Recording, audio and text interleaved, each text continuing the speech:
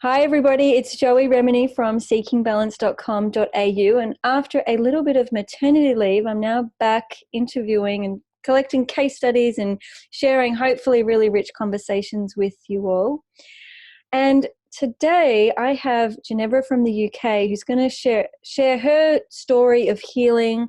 And I know Genevra, we met must be a year ago or so, more than a year ago. And so it's really amazing for me to see that evolution and see the journey unfold month after month after month. As you know, if you're on my YouTube channel, I work with complex and chronic cases of vertigo, any form of dizziness, and tinnitus, which is sounds or noises in the ears and head. And that's where our connection started. But to start off with, I just want to say welcome to the call. So great to connect with you, and everybody meet Genevra. Oh, hi. Hi. Hi, everyone. It's like really, really lovely to be here. I've been really looking forward to this. So, hello. Yeah. And often when I do work with clients and they go through my Rock Steady program or the one-on-one support, the sessions that we do, the private therapy, it can be really intimidating to come live and to share the story and go on the video. And often people will take a good 6 months or even 12 months until they feel like their story's ready to be shared. So I really commend you for coming on and being here, and I'm glad you're excited. But we've just been chatting about the lockdown. They've got the COVID-19 and this global pandemic. And we've been talking about it from the perspective of someone who has these sensory sensitivities and acute awareness, and how often we're forced to retreat and stay home and say no to invitations and not go to parties and not go to supermarkets or crowds or things with bright lights or loud sounds. And that is our normal. And now suddenly the entire world is in lockdown and retreat and cocooning in ways that we have become quite used to. And so it's interesting how a lot of people in my community are saying there's this welcome relief that now they don't have to say no to invitations anymore. They've got permission to just stay home and do what they choose and have this homebound life that's socially acceptable. And so, Genevra, you're in the UK and you guys are experiencing the lockdown, and I know you work from home, which we'll talk about. How's it been? Just share us a little bit how it's been for you going from the chaos of life to the quietness of the lockdown. Yeah, well, I think to begin with, like everyone, there was sort of like uncertainty, waves of fear that would come through, just starting to step into the unknown, really. Mm-hmm. And we're in that unknown space, and I think to begin with, like anything, it's like the dizziness itself. When you first get this unknown that you're walking into, you want to try and find the solution, and you're looking for all the information that you can get, and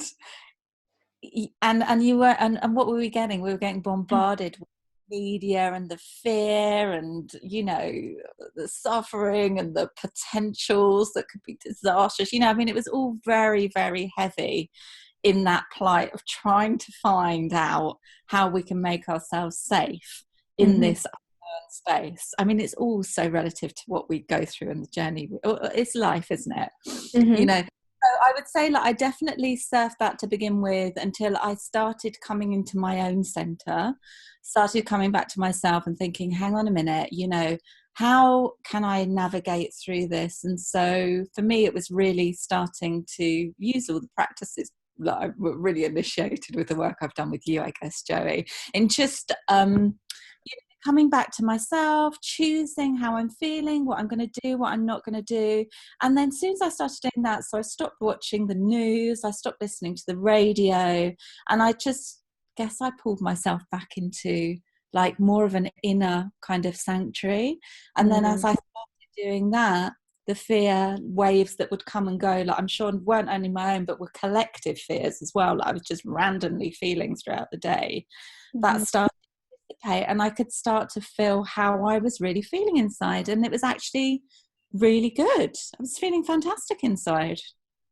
So that's my journey. It's almost like we often go through these phases in life when we disconnect and disembody or dissociate, which means at a kind of mental, emotional, spiritual level, we leave our body because we're like, it's too painful in there. I don't want to be in my body. It's much safer out here. And we begin to live this disconnected life So in other words, we're eating when we're not hungry.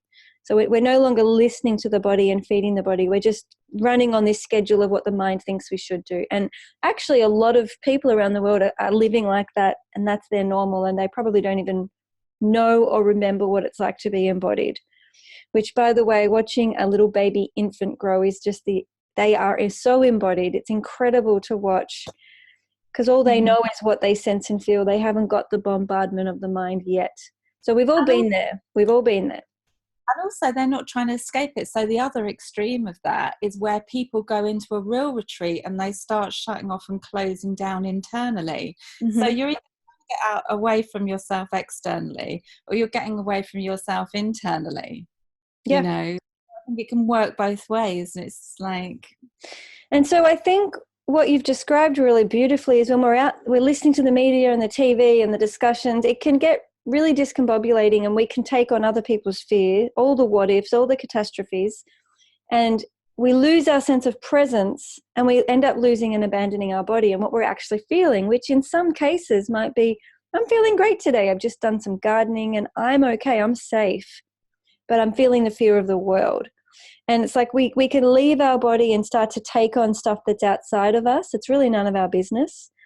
And it's a great reminder to come back to the simplicity of the body scan or the self-compassion hands, which are all available, by the way, in my free starter kit on my website.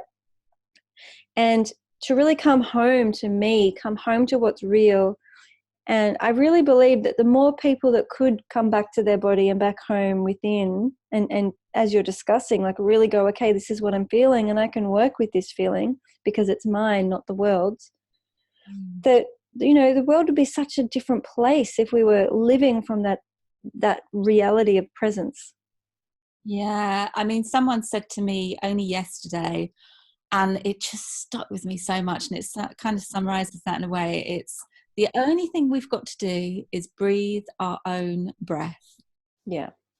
And I just thought that is it, you know, and there's so much kind of unpicking around that to do, because we're so kind of like, we've got so many connections energetically, you know, and sensorily, you know, to everything that's going inside of that.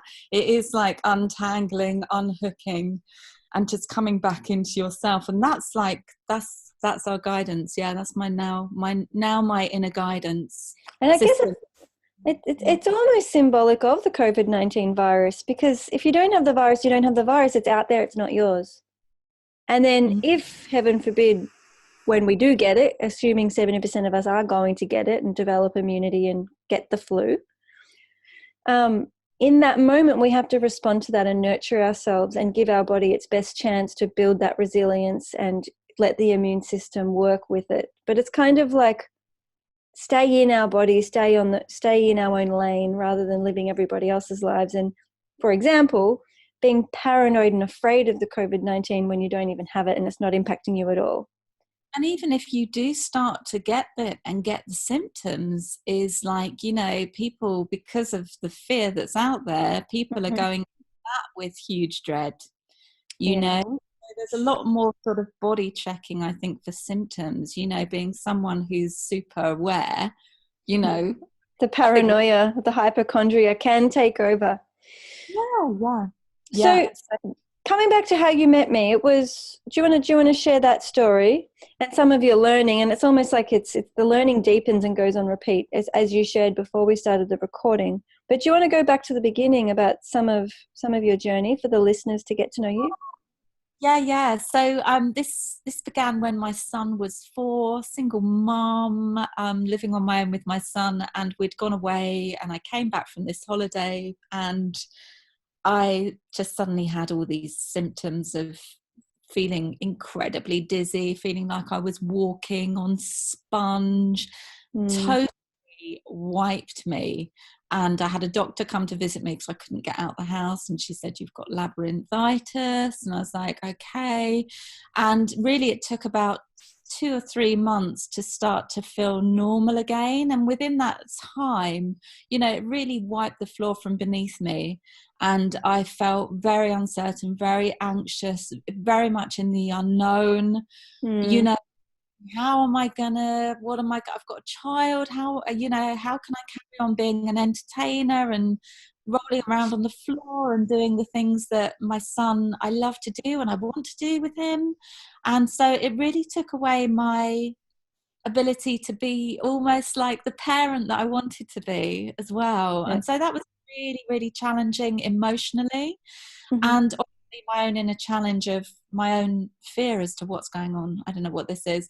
Anyway, so after 3 months or so, it passed and I was like, great, I'm over this, you know. And it's like, yeah, brilliant, back to normal kind of thing. And it wasn't back to normal because I had a reoccurring, it came back about sort of 9 months later and debilitated me all over again. And then I would have sort of a series of back and forth where I'd be good for a year and then it would come back again. And so my life slowly started changing in how I interacted with the world. And I started becoming much, much more cautious, much more kind of waiting for something to happen, and started going inwards more and more and more. In And a fearful way, as opposed to a loving way. yeah, I'd say it was just sort of like partly surrender. So there was a surrender that was happening at the same time, but also I didn't know what else to do, and I didn't know how else to be, and I didn't know how else to cope. It's also protection, isn't it? It's self-protection. Yeah, and my confidence really, really went down in how I am and how I operate as a person and who I am in this world. My identity started to change. And I also started thinking about so it changed the way I worked as well, because I needed to offer my work. So I've always worked with people in change and transition for years, and I used to do it outwardly, and I used to work with people face to face and groups face to face. I used to do energy healing, and I had all these things happen, which is the story of my life as well. I have a very busy life, you know. We can get to that being sort of like some of the reasons why, you know, that really kind of makes me unwell. But I was a healer, and I thought, how can I take what I'm doing? How can I change my life to support this new way that I am, which is ill, randomly, I don't know it's coming, and then it's there, you know. So I was trying to change my life, you know, that could support a very unpredictable policy, which was what I was in. Which is the definition of episodic vertigo, by the way. So for people who have these conditions, it's like every day you're like, I have no idea if I'm going to be flawed today. Am I going to be competent and capable today? Or am I going to be bedridden and migrainous? So it's a big deal for a lot of people probably listening to this conversation, actually. Yeah, I mean, simultaneously while all this was going on, because I do like to multitask, I am a multi-dimensional kind of person, I was also going through very much a spiritual kind of awakening at the same time. So I was going from a place of becoming a healer to stopping doing everything, you know, and following more a path of realizing who I was without identity. So the whole thing kind of coincided with me having years of stress, I would say, being a single mum, having massive changes, from me going through a spiritual transformation internally as well, to me trying to change from living with my mum to moving into my own place. You know, I'd had a lot of upheavals in that time. And so I was I started sort of reevaluating everything. But to begin with, it began on the outside, very much on my work level, how I was going to support my son, how I was going to support myself whilst going through this unknown that I was going through. So this happened over a period of years, and I did things, you know, lots and lots of stories, but ultimately divinity came along, really, and I started working in a particular way that enabled me to work from home, do something that I absolutely love, and also be ready for the unknown to happen at any time, and not on a physical level and a financial level be flawed for it. So be able to support my son at the same time if that happened. But the whole time there was still this unknown. I don't know what's going to happen. I don't know when it's going to come. And I don't. And when did you must have had it for years by the time you met me, because I just know Jaden was older. So it started when he was 4, but by the time you met he must have been like 12. Yeah, so he's going to be 16 now. So we've probably Oh, so met, maybe he was 14 when I met you. maybe 2.5 years ago. Mm. But yeah, so yeah, I had it for a long time. Periods of feeling well, getting my confidence back up, going out again, and then having it and going in again. I had, like, you know, you've said before, loads of tests, went to see specialists who I was never felt really could understand me or get to the bottom of it. I was diagnosed with all the different types of vestibular disorders. Yeah. Doctor I went to would say it was a different type of vestibular disorder. Yeah. So I labyrinthitis, the BPPV, the migraine. Did you ever get Meniere's? No, I didn't, but I was contemplating that myself. Why not? Add it to the basket of labels that we get given. So I want you to reflect a little bit on. It sounds like by the time you got to me, you'd kind of accepted the condition and said, right, well, this is the way I am. This is my life. So I'm now going to change my entire life so that I can be episodically dizzy and keep my head above water. Yeah. And so did there come a point where you started to feel like healing's actually a little bit more possible and shifting into a place? No, unfortunately not. I would have times of feeling kind of good within myself, but never within the illness. It's the illness, the imbalance itself. So when I was having these episodes, I would just be absolutely floored, and I would find ways to cope in bed, lying very still. Mm-hmm. You know, like maybe just watching a series on Netflix or something, because I couldn't do anything else. I couldn't even read. My vision was so blurred. And when you came across the work I do, were you a bit dubious and skeptical? Like, yeah, right. Joey, it was the middle of the night. I was having one of my desperate seeking moments at like about 4 a.m. I'm glad you can laugh now. Oh, I know. Thank God they've got us, you know, joy. And there, like, I don't know what I typed in. I typed some words in, I think, that I hadn't typed in before. And it was really, I was just on my knees at 4 o'clock in the morning in bed. And there it came up, like one of your videos. And I was like, oh, what's this? You know, I mean, I looked everywhere for years. And then I looked at your video. And then I found your website, and I was just like, as soon as I found one of your videos, I just watched it more than once. And then I found all your other videos and I started watching all of them. And then, like, this very quickly, I got this hope. And then I said to my mum, I think it was the next day, I found someone who can help me, because I needed somebody who could help me on all the different levels that I exist in. So I needed somebody who was a specialist, who had, like, you know, had the medical kind of acumen. I needed that. And I need somebody who understood my journey emotionally and spiritually. And by the things that you were saying on your videos, I just thought, that's my girl. So I was absolutely overjoyed. Then I found you, and that was immediately where the seed kicked in of, I've got hope. Okay. So I just knew it was great. It was great because I just knew, as soon as I heard you, I knew that I was going to be able to get better. And so knowing that now so you got the hope. Yeah. So you basically did a brilliant job at managing the disorder. Then you got the seed of hope, and 2.5 years later, what does healing look and feel like for you? And before we got on the call, you were talking about this deepening of self-love as one of the take-home messages for you in this entire process. Do you want to speak about getting there, and potentially for people who are out there going, oh my God, I'm a failure, I'm not like Genevra, I can't do this. Maybe just explain that it doesn't happen overnight. There are moments of great frustration and, you know, this kind of process. Do you want to just speak a little bit about that 2.5 years in whatever way you feel comfortable with? Yeah, absolutely. So I guess that I started realizing that I have attributes that are really working in my favor. Mm-hmm. Really, really, because I have, I don't want to give up, you know.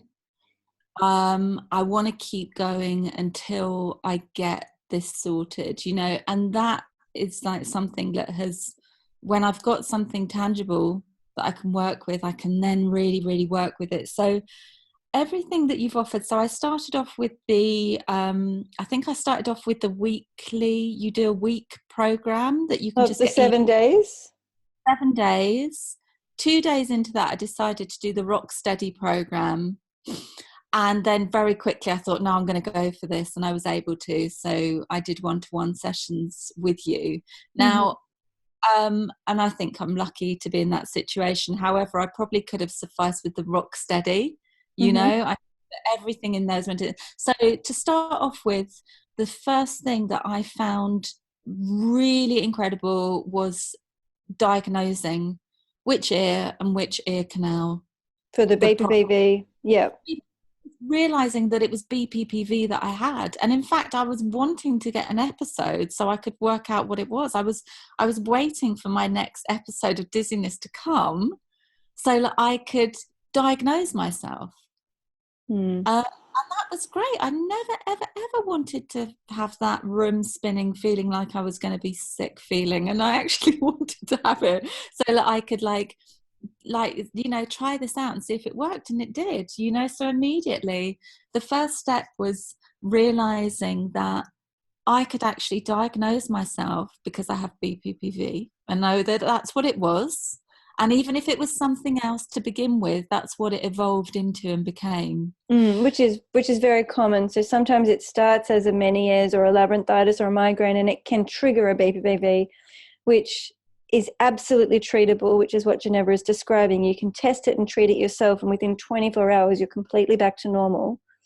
And if that diagnosis is lost because it's a migraine or a Meniere's or a labyrinthitis and it doesn't get properly educated and resolved, it's a real shame because it's actually treatable. And not all conditions are. So BPPV is something we really target straight up in Rocksteady for that reason. Oh, and it's amazing because otherwise I would be in bed for 3 weeks not able to move, which I was for a really like periods of time here and there for so long. And then to find that I had a way of treating myself. So in 2 days' time I'd feel fine again, or even quicker, a day. Yeah. Yeah. I mean, it can happen. Yeah. The treatment itself is 5 minutes. It's very quick. Yeah, it just changed my life. And then after that, learning to come back into my center and just to feel my body. You know, I mean, everyone, you know, I know because I watch your videos, everyone always goes on about body scanning, but it's true, mindfulness. You know, how detached are we from our bodies? How detached was I from my body? I mean, now I'm like, I can zoom into an area in my body and I can connect to it and feel it, and that is love. That's a relationship happening inside of me. Because we're So not running away anymore. We're suddenly able to really zoom in and be curious and sense and feel and go, what's going on there? How can I meet myself? How can I support myself? How can I reassure myself instead of this constant dialogue of what if and catastrophe and I'm not good enough and I'm not healing and what about tomorrow? So it's just a total different space within our realm, within our inner world. yeah, and to connect to the earth and to feel my feet on the floor rather than just taking it for granted that I'm just sort of hovering and, you know, the world's just moving around me kind of thing, and I'm walking down Yeah. the stairs, actually to feel my feet on the ground. Yeah. And I think it's interesting because I've worked with people who are mindfulness teachers or are yoga teachers or are psychologists or, you know, you name it, so many different professions. But even when we've studied these things for years and at very high levels, it doesn't mean we've actually stopped and felt.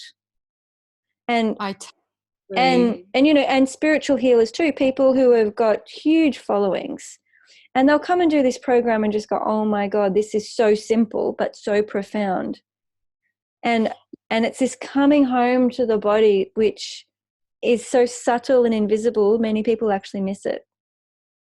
And it's different to classic mindfulness, I think, because we're taking it to that next level of really owning the feelings and moving forwards with them or without them. Yeah, because you've got choice, you've got free will in that, Yeah. That's the gift that we've all got as human beings. We've all got this free will, so we can choose what Yeah. we align with, what we align to, which is all the programming work that you Yeah. do that just changes everything. Tell us how your life has changed, or more directly, how your relationship to yourself has changed in the last 2.5 years. Yeah, I'm definitely more. I love myself, and that would have been really hard to authentically say that because I didn't really know what that meant. Mm-hmm. And it means something really different now. There's an acceptance of myself, but I love the ability that I think we're amazing. I Mm. think I've gone from being, loving myself because I feel sorry for myself to Yeah. loving myself because I'm in awe. Yeah. Of the That's body. massive. And I remember that shift myself in my personal healing journey. Getting to a place of awe, AWE, awe, it's the best. It's like suddenly I'm beyond the neurosis and the me, and my issues and my problems. And it's just like, wow, human beings are totally amazing. And I'm a human being. Therefore, I'm amazing. It's just taking it to this new level. Yeah, for sure. And it's bringing an alignment in with the body and the mind. And I feel that when you can, the senses, the feelings, the Mm-hmm. emotions, bringing it all into unison. Yes. And when that's in unison, then joy can just come through. It's because there's no more inner conflict, and the misalignment is kind of like when our physical, mental, emotional, spiritual parts of our body are all over the place. We lose energy, we're tired, we're fatigued, and we're often in fear because we know something's not right. And it's true, something's not right, because physically, mentally, emotionally, spiritually, we want to be in this present moment and really have all of us in the one focus. And I think that's what we're bringing ourselves home, and we're learning, okay, well, where am I physically? What's showing up? What's going on mentally? And how can I clean that up and simplify it and get clarity? Emotionally, what am I moving through or carrying, holding on to? What can I let go that's not mine? What do I need to process that has been mine? And then spiritually, it's like, okay, well, where am I actually investing my faith and my belief and my trust? Am I out there looking for doctors and medicines and cures and machines and devices? Or am I actually going, you know what, Joey, I think you've got this. I'm just going to give you time. I'm going to support you, and keeping coming back to self in that spiritual. And I think as we come back to ourselves, I think we also connect to the greater planet and Mother Earth. Yeah, because we Within come and back to within.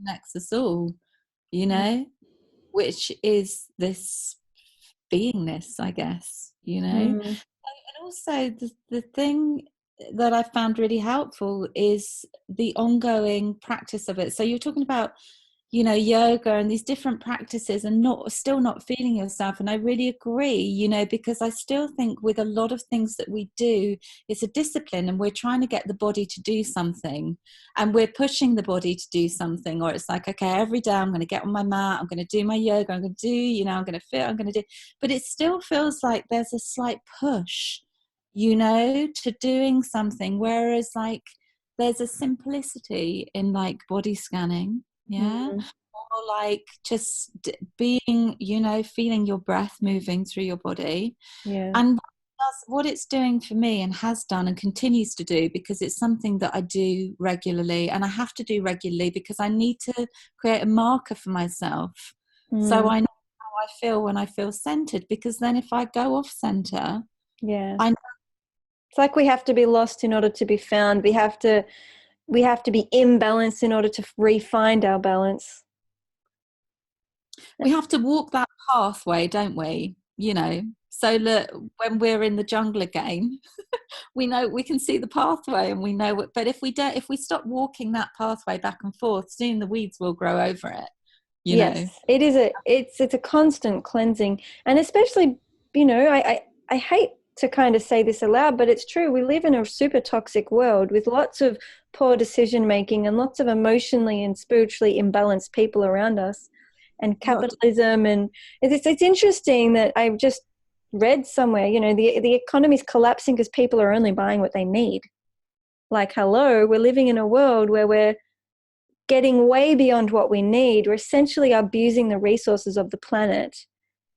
And we've lost that connection and that alignment. And that's the world we're having to wake up in every day. So we've got to do a lot of cleansing and a lot of clarity seeking to really come into that space of physical, mental, emotional, spiritual oneness, which for me is yoga. Yoga's not doing poses on a mat. It's a way of life and a philosophy which we embody. Yeah, exactly. And relating to your body and feeling your body. And yeah, I mean, it's like we're trying to fill up a hole, and it applies to everything. We're trying to, you know, get things, gain things, you know, just to fill ourselves up. The void.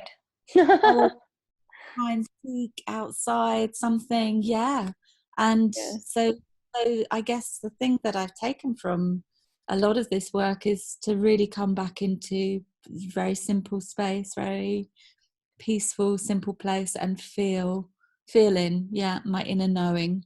And how do you feel now with the potential uncertainty surrounding you, given? Well, I'm not focusing on the potential uncertainty. My focus is on me. Beautiful. And how does that feel? Feels very peaceful. Beautiful. And isn't that what we all want? I mean, it's so true. When we stop focusing in on the potentials and the what ifs and the tomorrows and the 2 hours from now, and when we really drop into what's real for me in this present moment, A, it's simple and it releases a lot of clutter. And B, we really take our power back, because once we learn to feel and choose, we're constantly co-creating our future. And little by little, we can neurologically and physically, mentally, emotionally, spiritually become that person we want to be, because we're actually crafting it consciously. And we are that person anyway, you know, we're just unpicking all the conditioning, all this misunderstandings, I'm taking it all and revealing what's actually always been underneath it, and was there when we were a baby. Yes. Oh, and it's magic. It's honestly magic. I've got a 9-week-old baby, and it's really magical. What else can I say? So much love, so much innocence. They know what they want. They know what they don't want. It's just beautiful. The clarity is amazing. Yeah, and it's contagious, you know. So when you're with your baby and they're in that beautiful, peaceful state, and they've just fed, you know, and they're just like, so cute. Wow, you're just like, oh, you know. So you see what you're aligning, you know. That's pure love, you know. Whereas like when we're in the news and the media and other people, our friends, family, whatever, who are sharing their fears, we start resonating with that. So we have to really know who we are out there in that world. And when we're with the babies, we can just be in the love. Be in the love bubble. Well, look, we could talk forever and a day, and I think we probably need to wrap it up. Now, if you don't mind me sharing, Genevra is a little bit of a masterful woman when it comes to special singing bowls. And I don't know a lot about it, but I do have a singing bowl, which I bought for myself as a birthing gift when I had my first child. And I felt like I needed something to celebrate that amazing rite of passage. And I knew that Genevra was a person I had to talk to. So I went through the process of finding the right bowl for me. And I'm a musician, so I chose an F note. It's a heart chakra bowl. And it was just such a beautiful process. And we ring our bowl every day. And I find that the sound, the sonic vibration really helps me ground and drop into a very playful way of being, which has been such a gift. So that's my experience of, in a nutshell, of connecting and just really investing in something that is really special. Mine's a quartz gold bowl. But do you want to just share just briefly about how on earth you got into this? And it's just, it's a beautiful offering in the world. I'd love people to just get a little taste. Yeah, the bowls came to me in a dream. Literally, it was, maybe half an hour before I woke up one morning, and I had a dream. And in this dream, there was a room with all these vessels, with light coming down into them, colours emanating out of them. And as I walked around this room, I could hear sound. In the middle of this room, there was this pool of water with crystal in it. It was a very profound dream. And I'm also a potter and a sculptor, and so I felt when I Wow. woke that I was going to be making these vessels from ceramics and putting on an exhibition, an installation for meditation, like a labyrinth of sound and colour and light and vessels. And then Cool. someone invited me to a crystal singing bowl concert a few days later, synchronistically, and I went along, and there was a lady sitting there with all these bowls around her and these mallets, like Mm-hmm. sticks going around the rim of these bowls, and these bowls were emanating these sounds. And I laid down, and I didn't sleep. I didn't go into a Zen state or relaxation. I just laid there thinking, that's me, that's me. That's me. I've got to get the bowls. And I knew that the dream that I had wasn't about me making anything. It was about me working with these with these crystal singing bowls. And so I found them. Took me a while, and I found them, and I bought my first few bowls once I could afford to. I saved up for about 2 years, bought Yeah. about bowls, and I started using them in my energy practice, with clients, and people were starting to have really, really wonderful experiences with the bowls, and I was loving playing with them. And that's really how it progressed, and I ended up becoming a way shower for the bowls. And now I've shared hundreds, if not thousands, probably over the years, of these alchemy crystal singing bowls, and that is my space. That's me coming into my center when I play Mm. them. And Takes me. honestly, it's such, for me anyway, my experience is it's such a loving offering in the world. I mean, you cannot be angry when I'll show you my bowl. It's huge. It's bigger than my head. And this is what one of the mallets looks like. But it's just, you can't, well, for me anyway, it would be so difficult to be frustrated or just out in one of those angry banshee moments when that bowl is going. And interestingly, my husband plays this bowl more than I do because it just lives in our common area. And it's just a really magical sonic bath. Yeah, it's like it's the sound of crystals, so there's something about the sound that Mm. whenever someone hears it, they feel Yeah, like the outward breath. It takes you into just such yeah, bliss. So we recognize it. Feels yeah. familiar.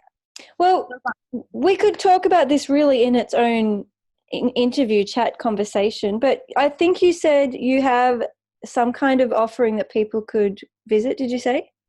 Yeah, yeah. I can give you a link to it, or it's on my website. I've got a lovely 33-minute YouTube sort of audio visual that you can Beautiful.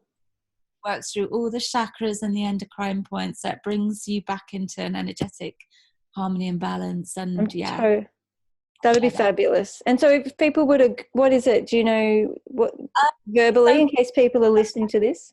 my website is crystal-singing-bowls.co.uk. So you Mm-hmm. can go on there, and if you go on the Crystal Transmissions page, scroll all the way down to bottom, and you'll find the video right there. And you can also go on that website, read about the bowls and all the things that I do with the alchemists. Beautiful. I will put a link in. So in the YouTube and in the SoundCloud, there'll be a link there for those of you listening from those places.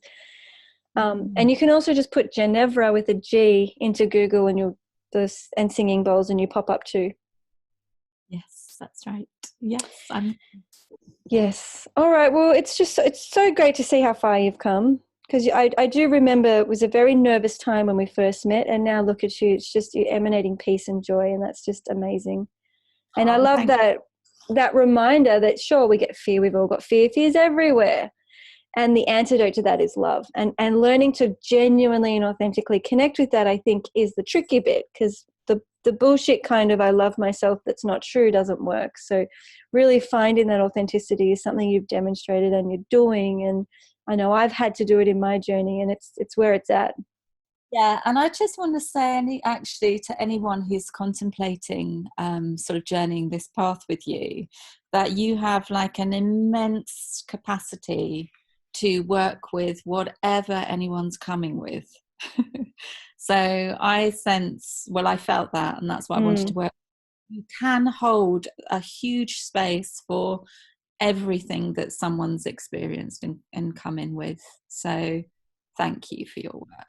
My pleasure. And I guess that's the beauty of it. It's the whole person, you know, it's deep stuff, really deep stuff. Yeah. Beautiful. Well, thank you so much. This has been a treat. I'm Joey Remenyi. Visit seekingbalance.com.au if you want to investigate the offerings I have for anyone with chronic vertigo, dizziness, or tinnitus. And please go and find that free offering from Genevra at the crystalsingingbowls.co.uk, and I'll pop a link in as well. So yeah, it's a little bye for now. This has been an absolute treat. So love you, Joey. back at you. Love you too.